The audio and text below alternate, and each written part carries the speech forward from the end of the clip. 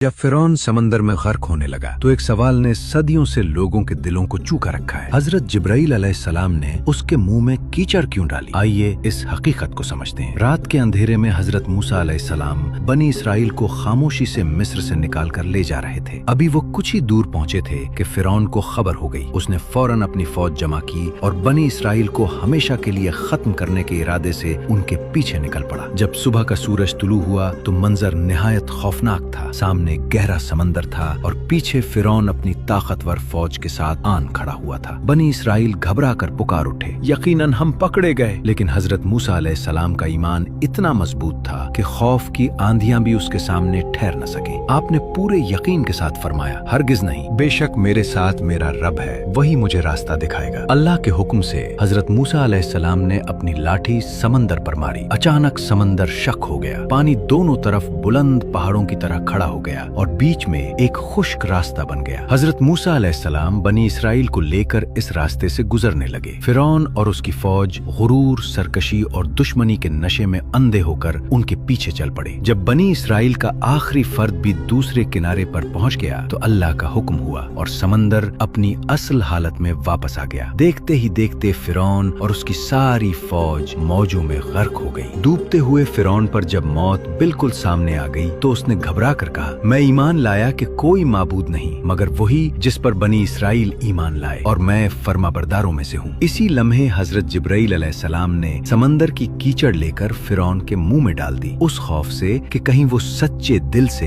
तौबा के अल्फाज अदा न कर दे और अल्लाह की बेपाया रहमत उस तक न पहुँच जाए। मगर ये ईमान कबूल न किया गया क्योंकि ये ईमान इख्तियार का नहीं, मौत के सामने बेबसी का ऐलान था। यही अल्लाह का अटल कानून है कि ईमान और तौबा उस वक्त कबूल होती है जब दिल खुला हो, न कि जब सांसें टूट रही हों। ये वाकया हमें ये सबक देता है कि अल्लाह की रहमत बेहद है मगर मोहलत हमेशा के लिए नहीं होती। गुरूर, जुल्म और सरकशी का अंजाम चाहे कितना ही ताकतवर क्यों न हो, इबरतनाक ही होता है। अगर आप अल्लाह की इस बेपाया रहमत और इस सबक को महसूस करते हैं तो उसे दूसरों तक पहुंचाना भी सदका है।